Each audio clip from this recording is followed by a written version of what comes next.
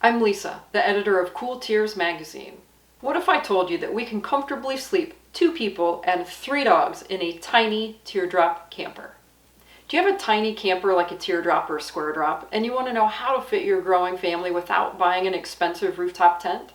Stick around and we'll show you one possible solution.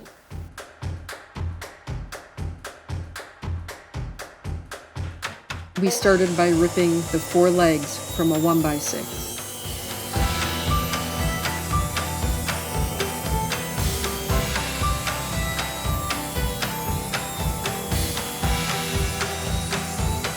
Next, measure and cut for the height of the legs and the lengths of the cross pieces.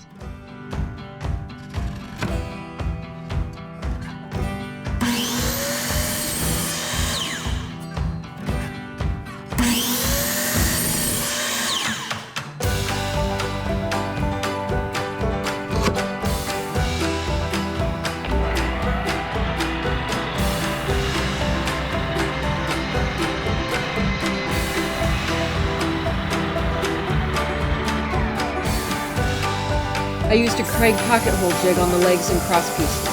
I didn't get a video of screwing them together, but you'll see the finished support in a few seconds. I use this tool quite a bit for projects around the house. I'll put a link down in the description.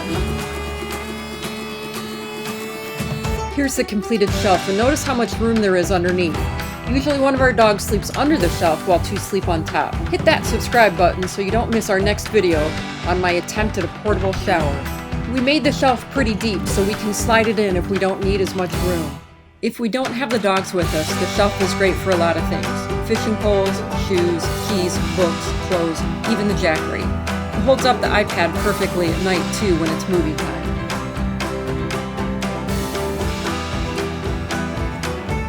We wanted the option of moving the shelf closer to us as a table, but to be honest, we haven't used it this way yet.